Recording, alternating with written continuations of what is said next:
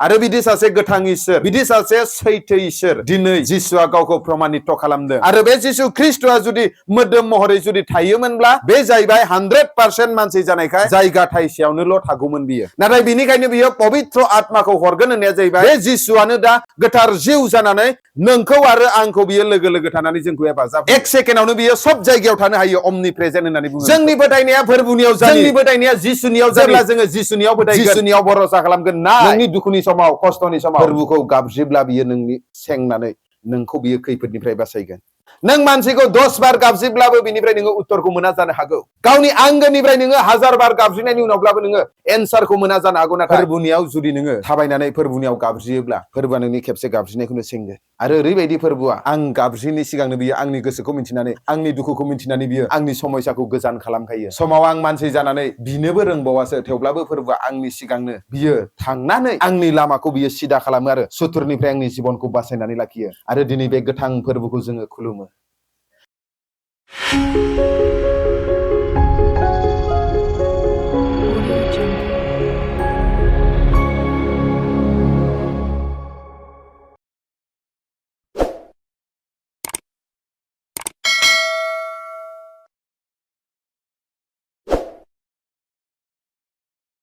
जोंनि गेजेराव गोथां इसोर जिसु ख्रिस्टआ दङ आरो बियो दिनै मोदोम हिसाबै जोंजों गैया नाथाय बियो आत्मा जानानै जोंजों दङ मानो होनब्ला बाइबेलाव लिरनाय दङ जेब्ला जिसु ख्रिस्टआ बुंदों आं नोंसोरजों थाबाय थायोब्ला नोंसोरनि थाखाय बारा लाब जानाय नङा नाथाय आं जेब्ला आफानियाव थांगोन आरो अब्ला हेफाजाब होग्राखौ हरगोन आरो बे हेफाजाब होग्राया जाहैबाय गोथार जिउ आरो जेब्ला गोथार जिउआ जोंजों थागोन अब्ला जोङो मोनफ्रोमबो संसार जानायाव जिउ खुंनायाव जोङो देरहालांनो हागोन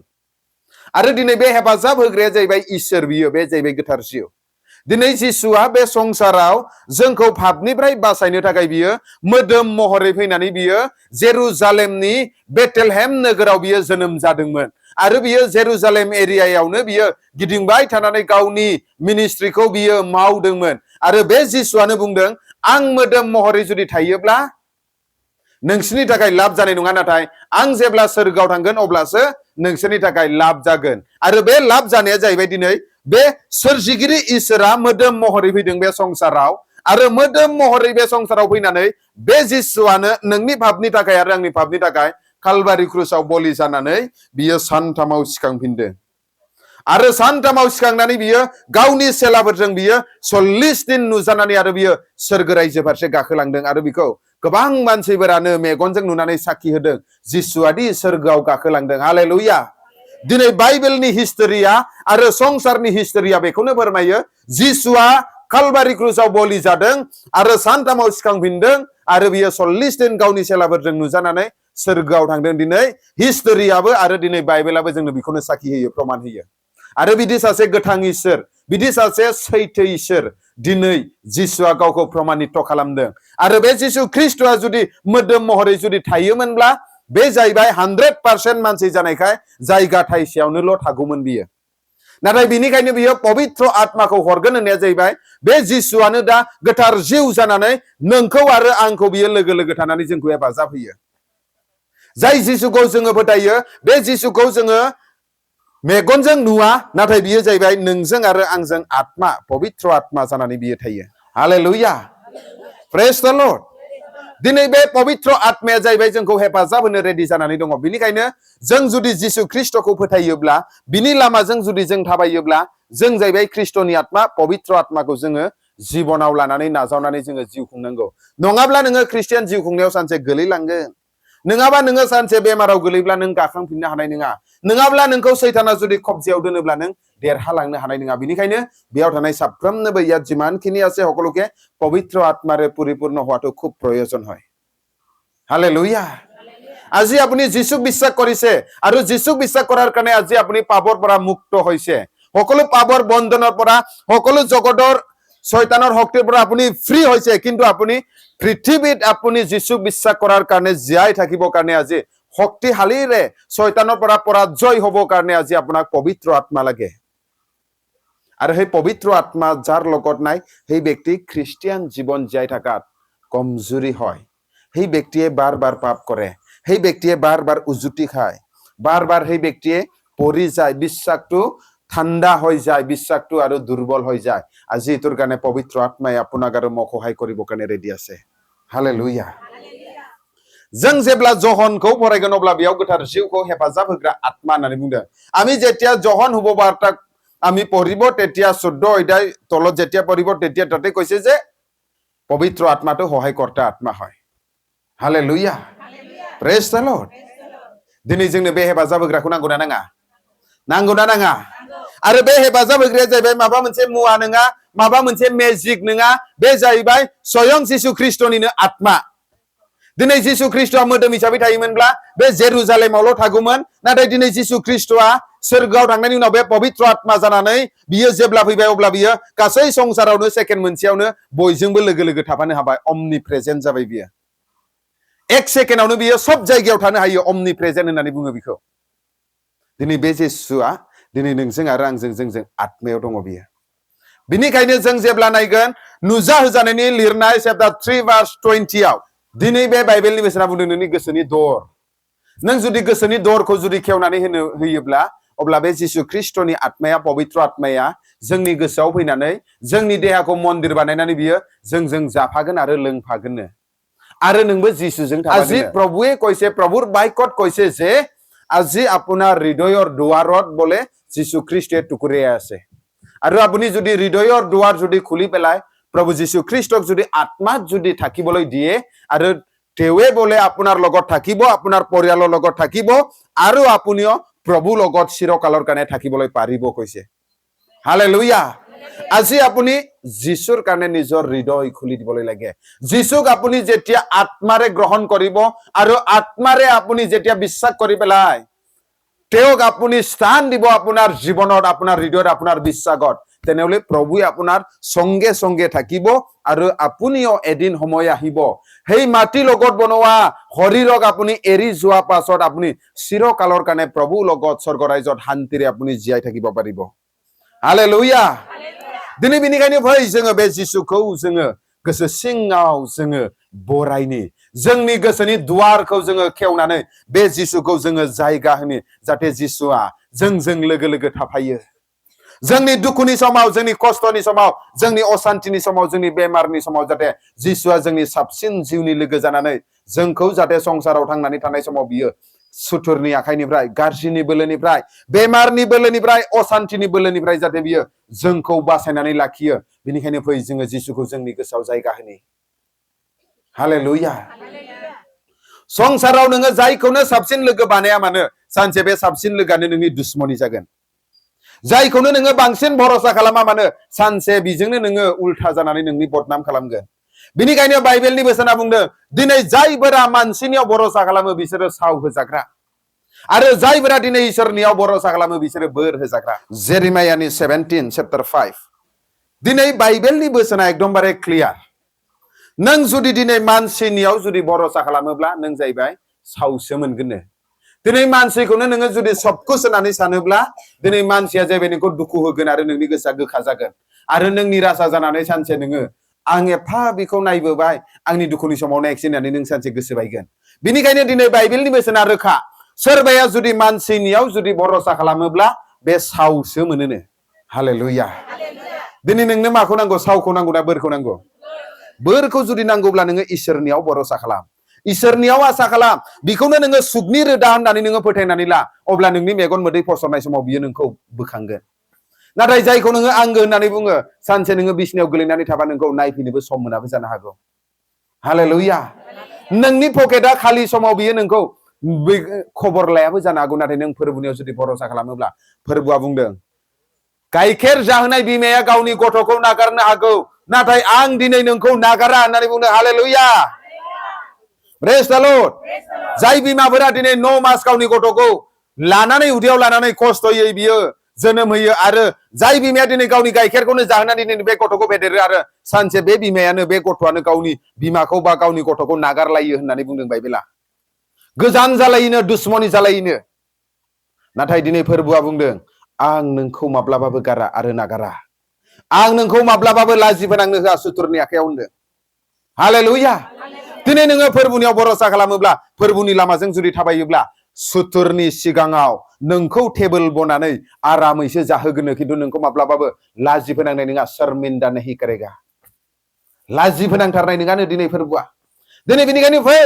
जोंनि फोथायनाया फोरबोनियाव जानि जोंनि फोथायनाया जिसुनियाव जानि जेब्ला जोङो जिसुनियाव फोथायगोन जिसुनियाव भरोसा खालामगोन नाय नोंनि दुखुनि समाव खस्थ'नि समाव फोरबोखौ गाबज्रिब्ला बियो नोंनि सेंनानै नोंखौ बियो खैफोदनिफ्राय बासायगोन हालेलुया नों मानसिखौ 10 बार गाबज्रिब्लाबो बिनिफ्राय नोङो उत्तरखौ मोना जानो हागौ गावनि आंगोनिफ्राय नोङो 1000 बार गाबज्रिनायनि उनावब्लाबो नोङो एन्सारखौ मोना जानो हागौ नाथाय फोरबोनियाव जुदि नोङो थाबायनानै फोरबोनियाव गाबज्रियोब्ला फोरबोआ नोंनि खेबसे गाबज्रिनायखौनो सेंगोन आरो ओरैबायदि फोरबोआ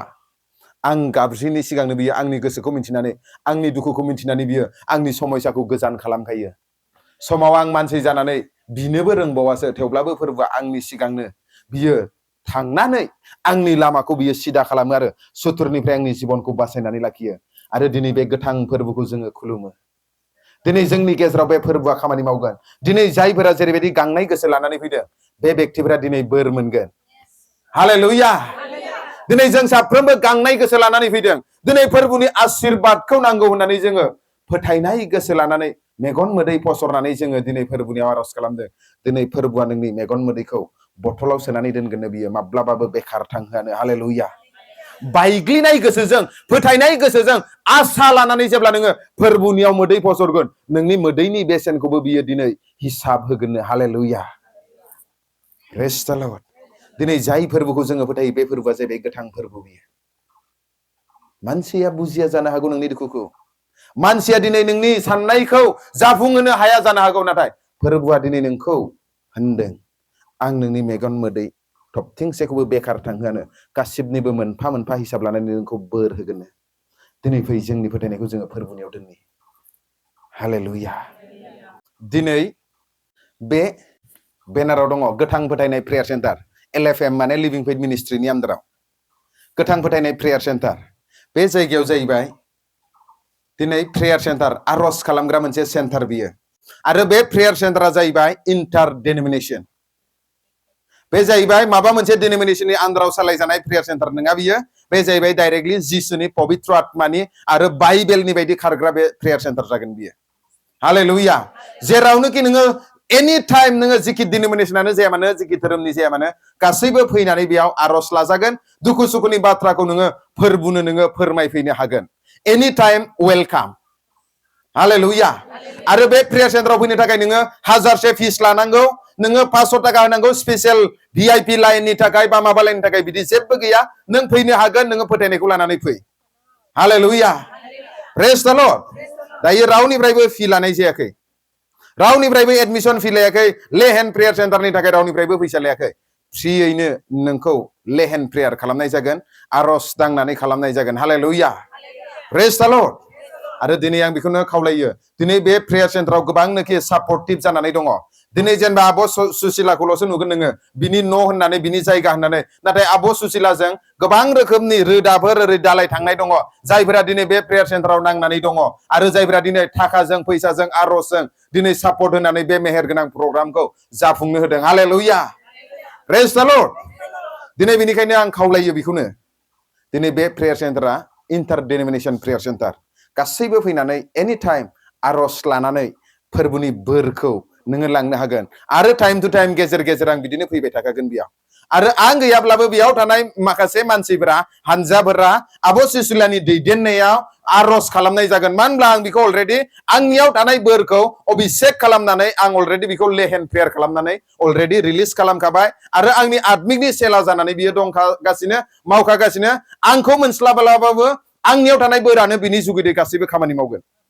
हालेलुया आं नोंखौ दांनानै आरज खालामस्लाबनो मोनाखैब्लाबो आब' सुसिलाया जुदि दांनानै खालामदों माने सानदो आंनो दांनानै खालामदों मानो होनबा आंनियाव थानाय बोरखौनो कानेक्टिं खालामनानै दिनै फोरबोनि खामानिखौ बेबो मावगासिनो बेनिखायनो आं बेखौनो खावलायो दिनै हदायबो बुधबाराव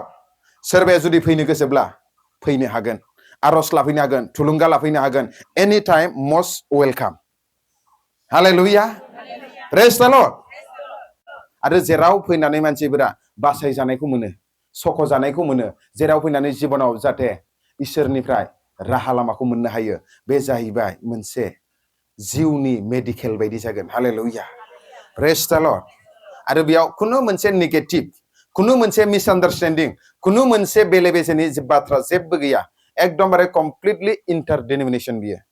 गासैबो डिनोमिनेसननि मानसिफोरा फैनानै आरज लाजाफैनो हागोन अकल मात्र बाप्तिस्टनियाल' अकल मात्र गुबुन डिनोमिनेसननियाल' बिदि नङा एनि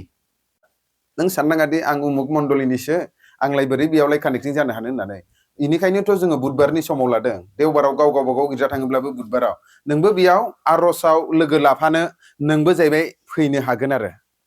हालेलुया नोंबो बेयाव इसोरनि रायजोआव आङो थांनानै बे पास्टर बानजित बायदि आङो गिदिं गिदिं मानसिखौ बोखांनो हाया नाथाय बे प्रेयार सेन्टाराव फैनानै आङो दसे गोलैनानै थानाय दुखुआव थानाय मानसिफोरखौ आङो हेफाजाब होनो एसे सहाय होनो होननानै जुदि फैनो गोसोब्ला नोंबो जाहैबाय बुधबारनि समाव फैनानै बे आब' सुसिलामोनजों नोङो हेफाजाब होफैनो हागोन हालेलुया प्रेज द लर्ड बिनि थाखायनो आं बयखौबो वेलकाम खालामनाय थाबाय आरो बयनोबो खोन्थानाय थाबाय आरो बे निउसखौ जेरावबो खोन्थानो हागोन आरो गासिबो फैनानै बेयाव जाहैबाय बाहागो लाफैनो हागोन थेंक इउ हालेलुया बुजिदों दा अके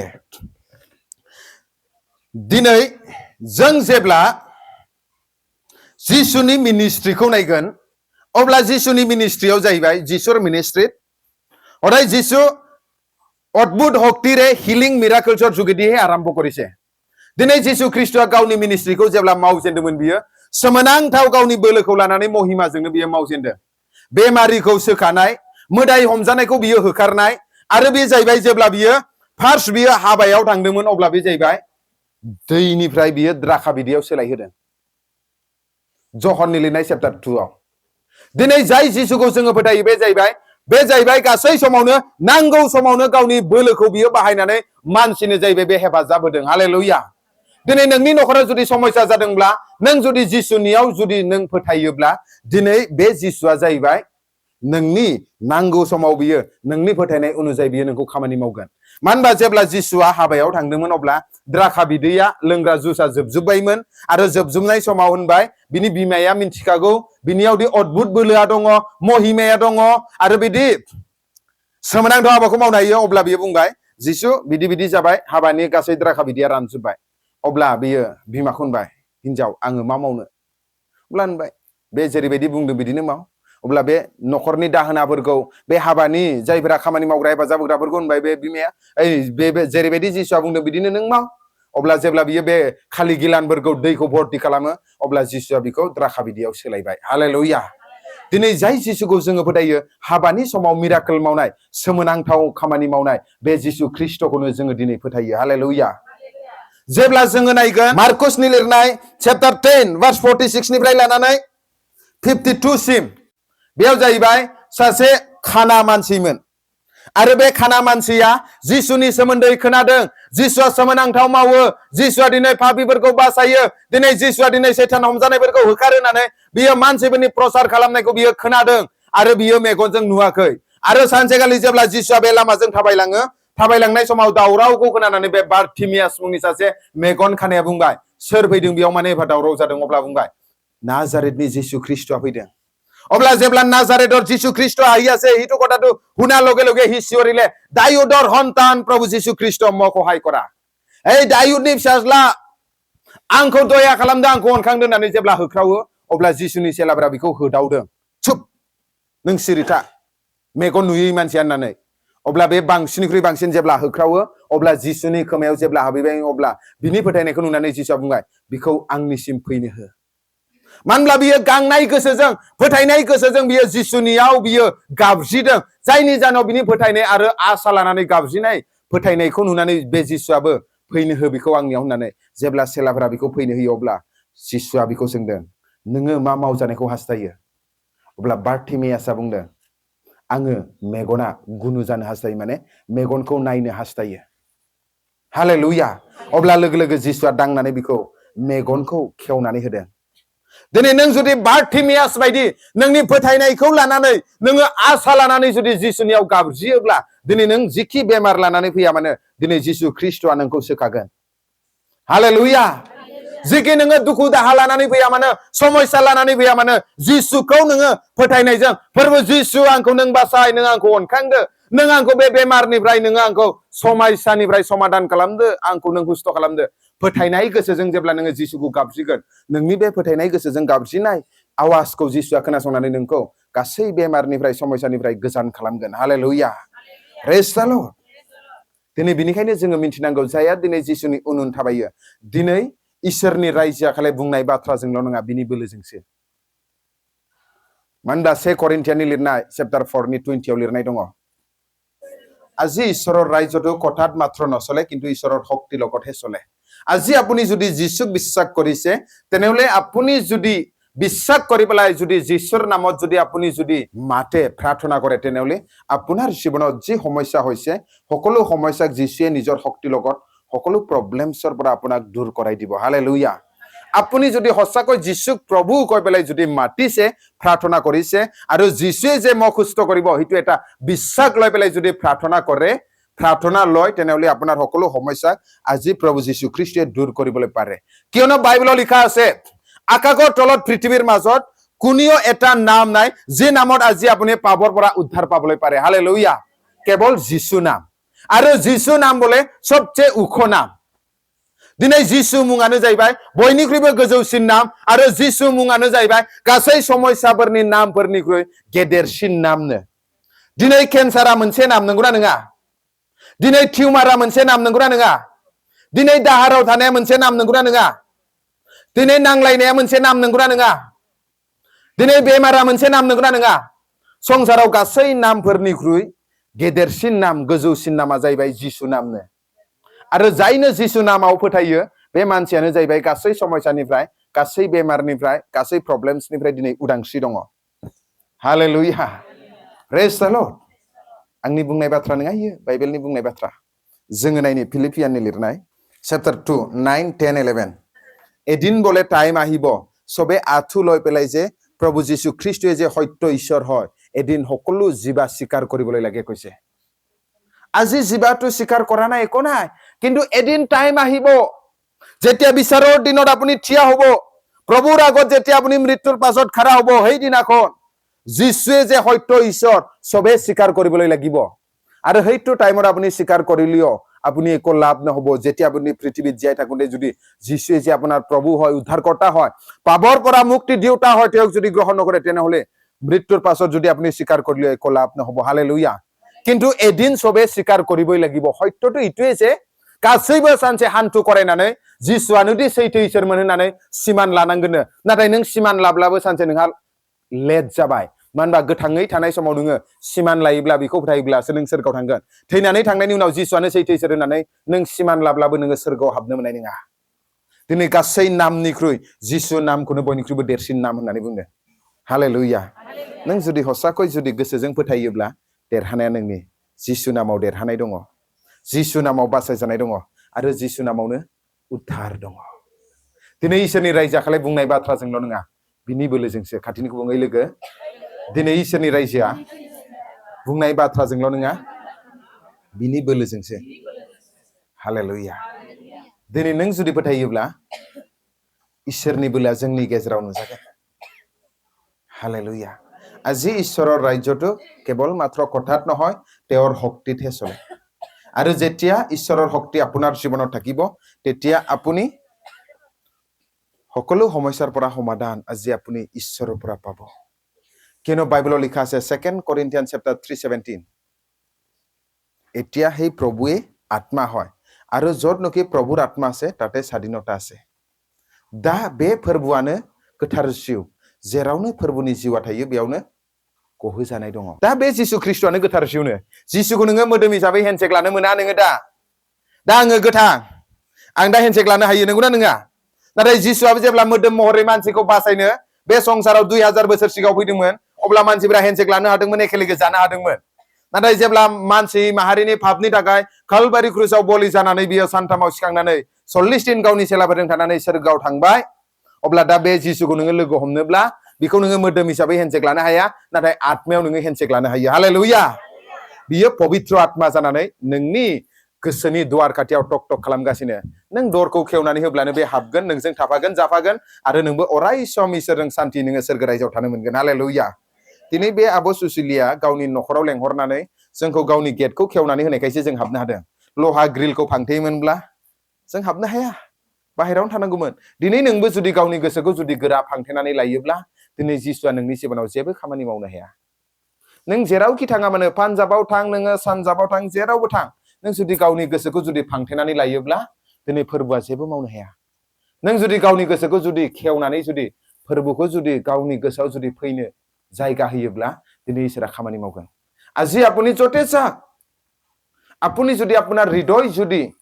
হৃদয়ৰ দুৱাৰ যদি মুকলি কৰি নেদে তেনেহলে প্ৰভু আহি পেলাই আপোনাৰ জীৱনত একো কাম কৰিবলৈ নোৱাৰে। যাৰ পৰাই প্ৰাৰ্থনা লওক এইটোৰ লগত মতলব নাই, কিন্তু আপুনি হৃদয়ৰ দুৱাৰ আপুনি খুলি পেলাই প্ৰভু যীশু খ্ৰীষ্টক আপুনি হৃদয়ত আপুনি স্থান দিবলৈ লাগে। তেৱেই যে আপোনাৰ জীৱনৰ মালিক হয়, তেৱেই যে আপোনাৰ জীৱনৰ ৰক্ষক হয়, তেৱেই যে আপোনাৰ জীৱনত উদ্ধাৰকৰ্তা হয়। তেওঁক যদি আপুনি যদি হৃদয়ত যদি স্থান দিয়ে তেনেহলে তেৱে আপোনাৰ জীৱনত অদ্ভুত কাম কৰিব। আজি ঈশ্বৰৰ আত্মাই আমাৰ জীৱনত কাম কৰিবলৈ গৈ আছে, কিয়নো বাইবেলত লিখা আছে, জহনে লিখা চেপ্টাৰ 14 ভাৰ্চ 12 जायफोरा दिनै आंखौ फोथायो होननानै बुंदों जिसुआ, बियो आंनिख्रुइ देरसिन सोमोगोनां हाबाफोर मावनो हागोन होननानै बुंदों। दिनै जों जिसुखौ फोथायग्राफोरा, जिसुनि चेलाफोरा, जिसुआ जुदि 38 इयार्सनि लेंग्राखौ जुदि सोखादोंब्ला जिसुनि चेलाया पत्रोसजों जहनजों 40 बोसोर उन्दुनानै थानायखौ लेंग्राखौ बियो थाबायनो हायैखौ बियो सोखादों। आरो दा जोङो बिनि चेलाफोरा जिसुआ जेसेबां सोमोगोनां खामानि मावदों बिनिख्रुइ जोङो मानसिया बुजिस्लाबै सानस्लाबनो हायै सोमोन्दो गोनां खामानिखौ जोङो मावनो हायो। मानो होनबा जिसुआ गावनो रदायखादों। हालेलुया। दिनै जिसुआल' मावदोंमोन दा मावला बिदि नङा, गोदोसो जायोमोन दा जाला बिदि नङा। बाइबेला बुंदों जायहा आंखौ फोथायो बियो आंनिख्रुइ देरसिन सोमोगोनां हाबाखौ मावगोन होननानै बुंदों। हालेलुया। जहननि 14:12 जिसुआनो बुंदों, आं आफानियाव जेब्ला थांगोन नोंसोर जेब्ला बे संसाराव आंनि जानानै खामानि मावगोन, आं जेसेबां सोमोगोनां खामानि मावदों बिनिख्रुइ देरसिन नोंसोरसो मावगोन। होमबा दा जोङो जिसुनि चेलाफोरा जोङो जिसुआ बाइबेलाव माबायदि सोमोगोनां हाबा मावदों बिनिख्रुइ बांसिन बाइबेलनि बाराबो सोमोगोनां हाबा मावोब्ला सैताननि दाबुं, जिसुआनो बुंखानाय बाथ्रा बियो। हालेलुया। बुजिदों दा? बेनिखायनो नों जिखि समस्या लानानै फैया मानो दिनै जिसुआ जाहैबाय नोंखौ सोखानो हायो। जिखि प्रब्लेम्स नों लानानै फैया मानो जिसुआ जाहैबाय नोंखौ गासै प्रब्लेम्सनिफ्राय समाधान खालामनो हायो।